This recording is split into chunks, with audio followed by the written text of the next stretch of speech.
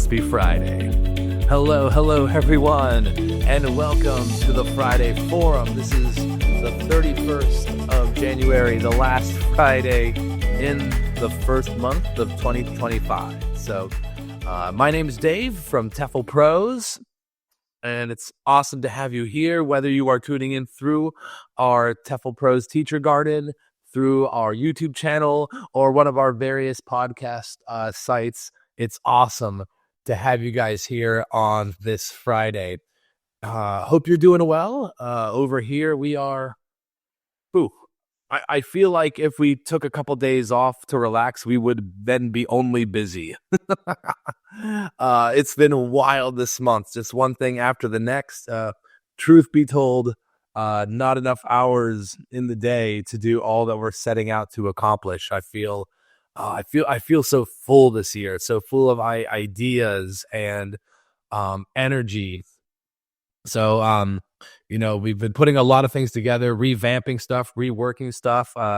If you're in the course or, going through the course, you'll probably notice nothing major, but some subtle things around the corner, some different images, some emails, some promos, things like that. Our social media engine is up and running, so feel free to interact with any of our social media sites. So a few more podcasts around our Friday Forum are set up. I did another graduate interview. We onboarded some new people into the course. So just so many things are happening. It's very exciting and very, very invigorating. And I'm glad to have you guys here with us today for the Friday Forum, those who are in the room with us and out in the world, whenever you're listening to this. So, once again, as I said, this forum, it's pretty free range when it comes to our topics and ideas, things like that, where the inspiration comes from. Maybe someone sent me a message. Maybe there was a question on one of our social media sites. Maybe, a client, a colleague asked something about us topic-wise, and it just pings. And it pings a topic, and I say, hey, we can expand on that. To at least have a little bit of a talk into it. If, it's a topic that's worth talking about, we'd love to have it on here. And of course, there's no such thing as a bad topic, bad ideas. A good teacher can expand on most topics and most ideas, which when you really get into that role as an English teacher, as a TEFL instructor, the possibilities become endless, what you can model a lesson off of. It can be literally, I've modeled whole lessons off of just something a student said or asked, and it just, opened up Pandora's box, just opened up, this whole world of possibilities and thoughts and activities and conversation pieces. And when you really know how to wield those, even just in the moment, you can have an open conversation with your class. If you teach a class and just start asking them questions, and when something hits, it's like, it's like finding, it's like striking gold. It's wonderful. And that happened to me this week. I was talking about a student of mine at the high school I used to teach at a few years back. And it was a very just innocent conversation. We were, I gave an awesome lesson. I might have mentioned this in a previous forum, but I was talking about it with one of my colleagues, and I talked about, it was a lesson I did on finances. And obviously, I'm not a financial mastermind by any stretch, but don't let that, screw you up. Just kind of get the basics of something down, and you can probably put together a lesson on it. You don't have to go full Dave Ramsey or, Warren Buffett on, a topic just because you have a basic understanding of it. Share your basic understanding and let them kind of, pick up where you left off. It's a great way to get into lessons and teaching styles, things like that. So my financial lesson, of course, I called it, you know, learn to be a millionaire. And of course, it's got a very sexy topic. And I taught it to teenagers, and of course, teenagers they're hungry. They want to buy all of the Air Jordans in the world. They want that Playboy lifestyle. So you have a lesson, and you call it, how to be a millionaire, and you got their attention. And then, of course, the lesson devolves into just fiscal responsibility, things like that. Growing accounts based on interest, saving, living below your earnings, stuff like that. Stuff that no one wants to hear, but you got them in with the sexy hook. That's how you do it. And I did this activity with that where I taught them about how stock markets move and change. And I did an activity with them, and of course, this was a high school class, so there were multiple classes with this. And I set them up with a what's the word, like a cryptocurrency trading simulator. That's the word I was looking for. A simulator where they get to play with fake money in against the real market, which I thought was so cool. I chose cryptocurrency not because, I'm like a crypto bro or anything like that. I liked cryptocurrency for this unit because it's very volatile. So things move up and down real quickly, which of course is much, if you're only trying to do something for a week, the markets may not have large moves or shifts, but cryptocurrency is all over the damn place. And of course, your students are, if they're teenagers, it's a topic that at least a few of them are willing to talk to you about. So I set them up with this trading bot, and I give them $1,000 of fake money. Of course, I tell them I'm going to give each one of them $1,000. They get excited, and you find out it's fake money, and then they're less excited. But either way, you have their attention. You have them in your corner. And you say, all right, you're going to learn this market. I'm going to give you an assignment. Your job is to turn this $1,000 into $1,100 in 7 days. They have to make $100, so a 10% growth to their portfolio using whatever tactics they see fit. And they have to document in a journal what moves they made, what stocks they invested in, why they did it, the influence behind it, things like that. And the journal, they're going to share, of course, at that point of that class, how much they have in their portfolio, what moves they made, why, and what they learned about it. And of course, you're going to have you're going to have a plethora of topics. And this is what a lot of the people refer to as CLIL. Teaching CLIL English is where you are learning a subject or topic that it is in English. And so while the main focus is the topic, you're learning English along the way. That's one tactic. It's a tactic that I very much like in my conversation classes.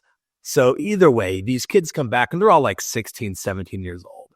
And most of them didn't make the $100. Most of them, they say, oh, I put all my money on Dogecoin. I put all my money on these coins, whatever, because it looked like they were going up, then they went down. And so a lot of them detailed about how they're, then they moved their money to try to make other, and they're essentially chasing their own tail in my little simulator until they ran out of money, or the week came to pass. And of course, we got a good laugh out of it. You learned that the market isn't easy as just balling out. And some people made it. Some people made their $100 in the span of 7 days. And then I had one student. This dude sat in the front of the classroom, usually by himself. He's a nice guy. I really enjoyed having him in my class. I don't think he fit in too well with the group at large. He was kind of just doing his own thing. That's cool. That was me. That was me when I was in high school. I kind of did my own thing as well. And I asked him, I said, how'd you do? He showed me his simulator.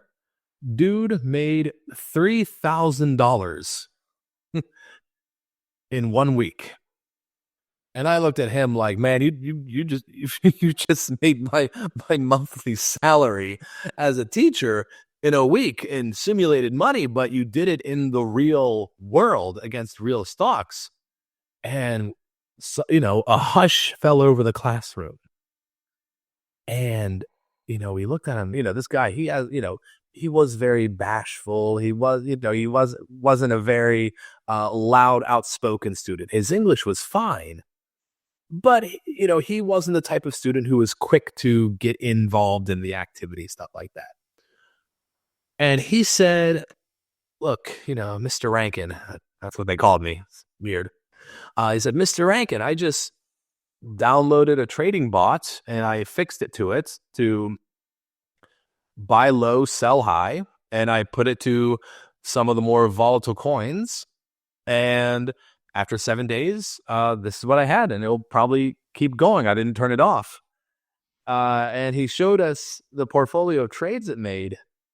And I mean, jaws were on the floor. And suddenly this dude, for the rest of the school year, there's only maybe 2 or 3 months left in the school year, but man, he had some buddies after the bat. He had some pals because they saw this guy was going places. I think he might have just graduated this year or last year. No, he wouldn't have graduated last year. So I think he graduated this year, will be graduating this year. If he's listening to this, my man, you're a legend. What can I say? You made your mark.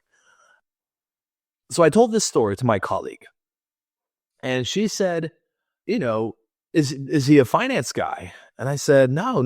He didn't strike me as a finance guy. He was only like 16 at the time. And I don't think either of his parents were in finance or anything like that. And she just shrugged her shoulders and said, well, he's probably just really good at solving problems. And once she said that, I said, there it is.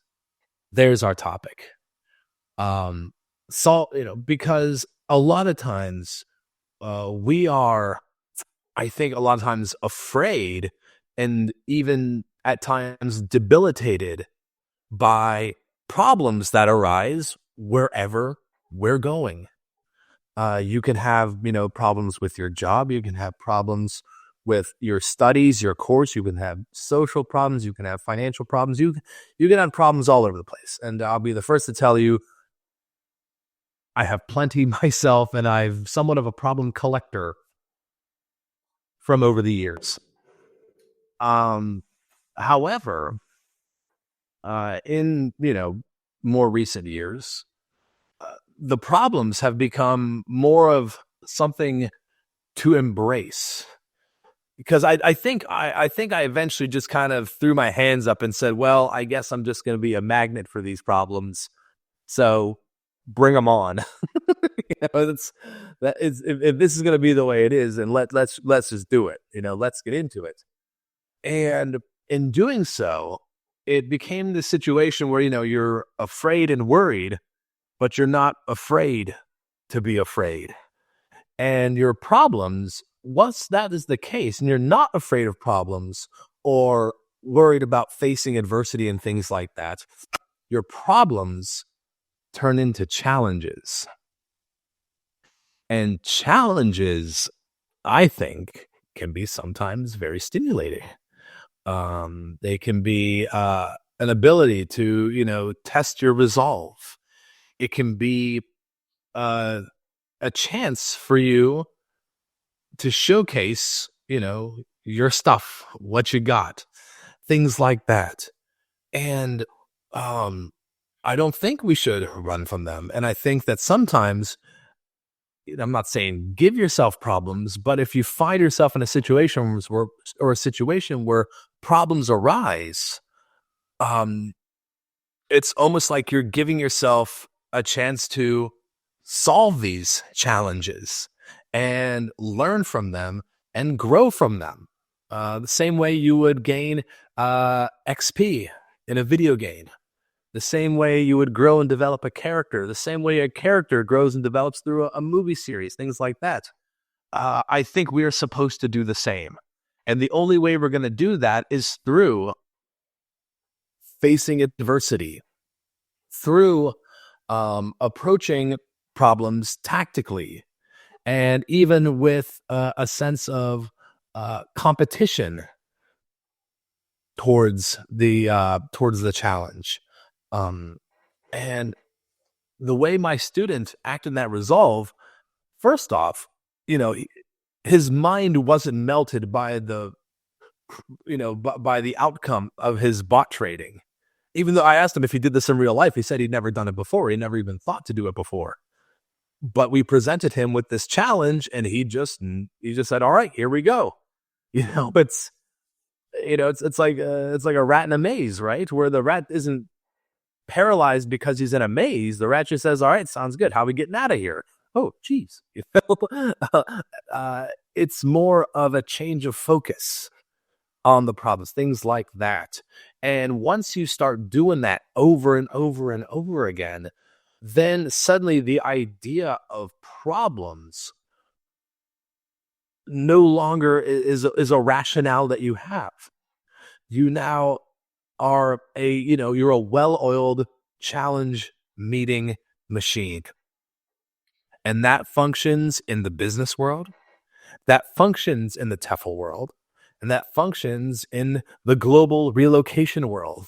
And I think that is why it's a relevant topic. I'm not just going to sit here and say, embrace your problems. I haven't been a father that long yet where, it builds character and it makes you tougher. Like, it's not quite that. But because of these talks that I have on Fridays, I do like to kind of hover over the three main concepts of being a TEFL instructor, moving abroad and adapting and moving to a new culture, and of course, a certain element of entrepreneurship and building oneself as an entity. Those are the three things, my little overlaps. And I think this topic fits very well into a lot of them. Because first and foremost, when you are taking a TEFL course, listen to my interview I did earlier tonight with Jamal. He talks about rising up to meet the occasion, handling his problems and being able to reset and tackle these. Same thing with my interview from last week with Milen. She talked about being able to reset and just say, hey, we're going to power through this. These guys, these students, along with many who've come before them, they were nervous. They were at some points afraid, but they weren't afraid to be afraid. They weren't nervous about being nervous. They had a very real approach to it. And in doing so, they were not paralyzed by problems, issues, overcoming, adversities, things like that.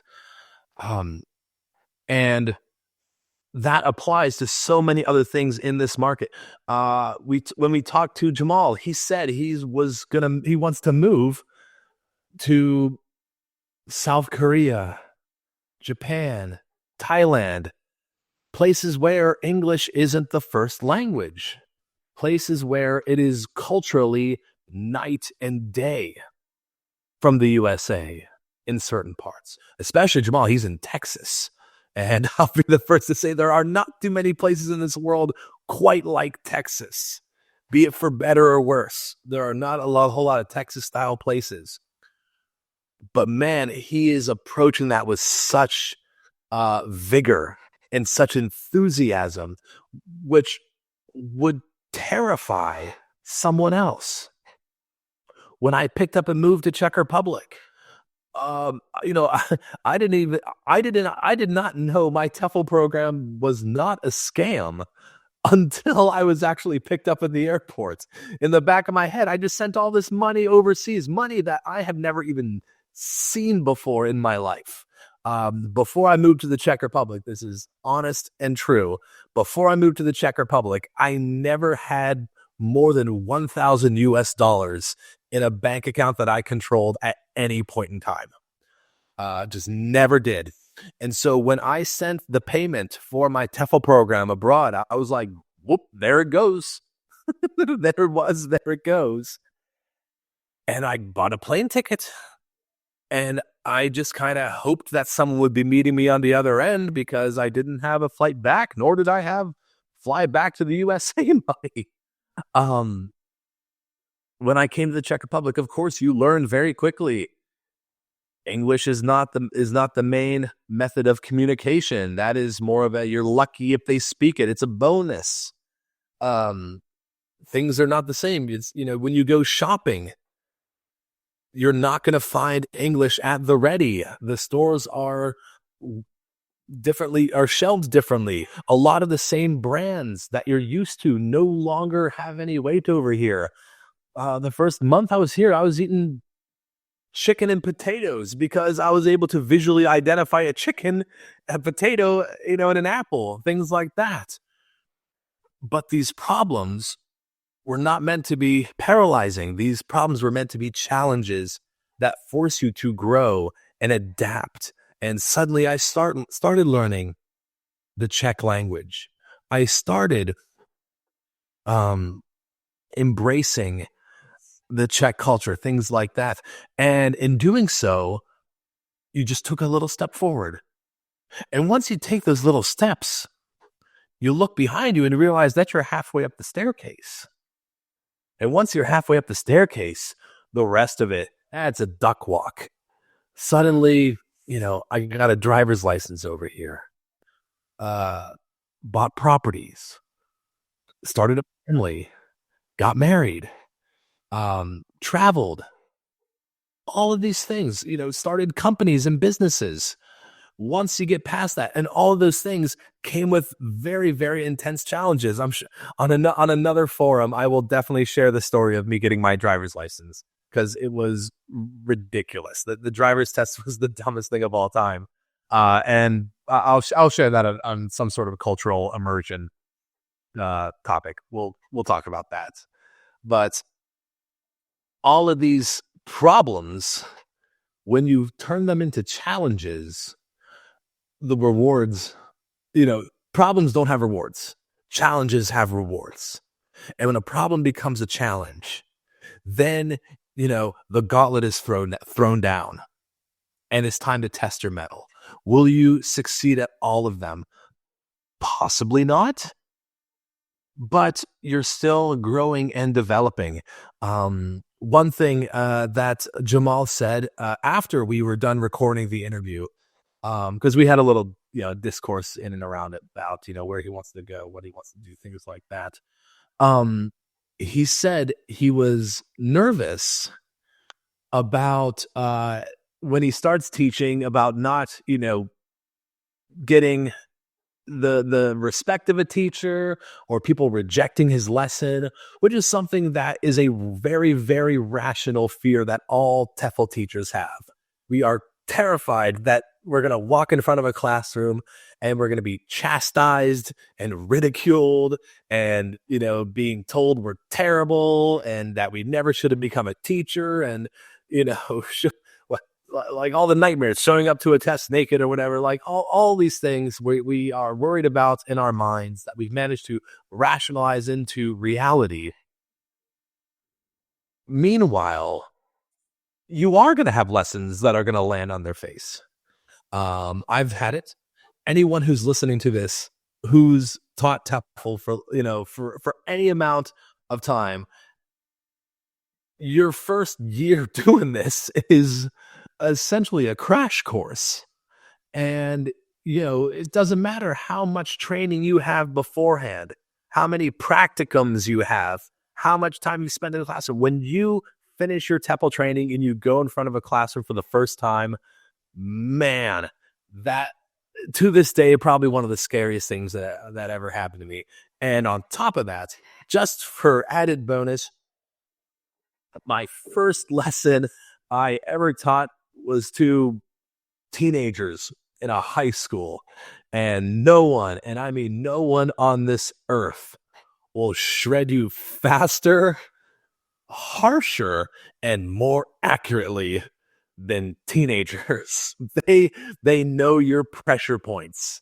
They know exactly, and to the point where I think I got halfway through my lesson. I had just finished mispronouncing every single student's name in my classroom. I am shaking. I'm sweating. Um, I look like I was shaking like someone in rehab.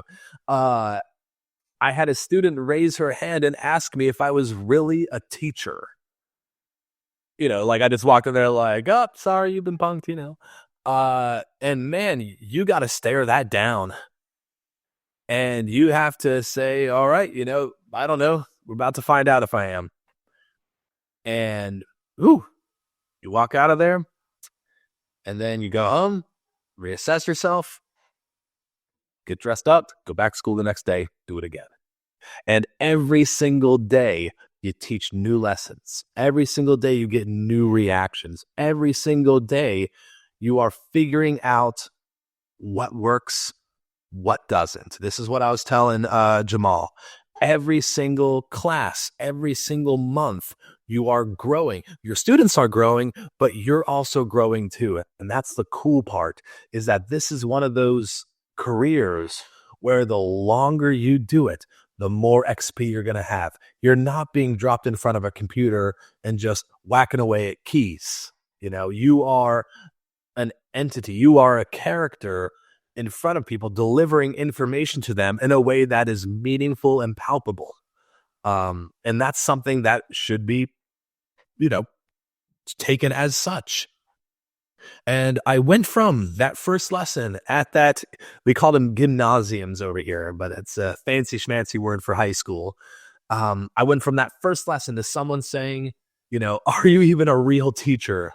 And this upcoming summer, I'm going to be attending the wedding of one of my students. And, she said I was one of her favorite teachers.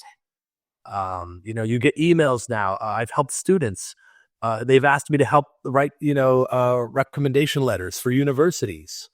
I put students into Oxford, into Cambridge, into Trinity, into universities in the USA, one in Mobile, Alabama. I remember I had another student, I think she ended up at UNY.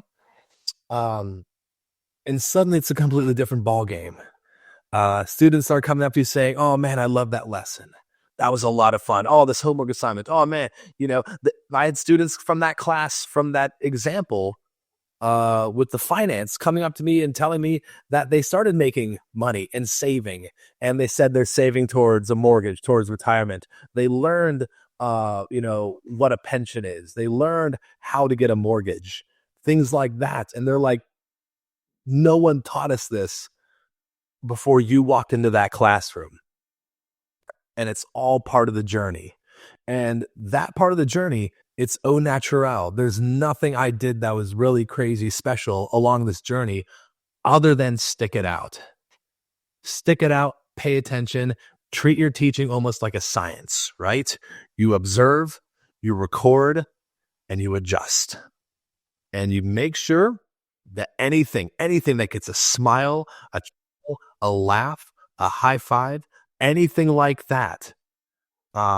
If you do that, you will, keep that in your, in yourself, keep that to move on to the next. And if something gets them to fall asleep or something that they just don't have, reject it. There will be another time for that. And that's kind of the idea of how we're going to, how you want to approach, the idea of facing challenges and problems as a teacher, and, how you're going to adjust your fundamentals. And it's not even just in the classroom. It's also, in a way, it's done as someone who moved to another country. As I talked about a little bit before, you're going to be facing problems in that regard. And that is something that, you're going to have to grow and develop with. You'll also be able to grow as a business person, as an entrepreneur. That's also an element that you'll be able to bring into the fold, because when you're able to solve problems, when you're able to grow and develop, you'll also be able to grow as a business person and just be able to solve other people's problems. And if you can solve problems for yourself and other people, it is a great way to monetize, of course, and to, once again, assimilate into a new culture. Just like when I came to the Czech Republic, I was able to help people with their visas. I was able to help people find work, solve problems for those who are fresh here while they're solving their own problems. It's a great way to be an entrepreneur, which I talked about in a previous video. So either way, that's about all we got today for the recorded session. Those of you who are still in the room, we can hang out for a little bit after the recording. It's great to see you guys here. However, I said once again, have a great week ahead. My name is Dave. I'm the CEO and president of TEFLPros. If you have any questions, please leave them in the comments section. If you want to have any topics discussed, send me an email, comment on the YouTube channel, leave something here in the Teacher Garden. And of course, always have a wonderful week ahead. Thanks a bunch.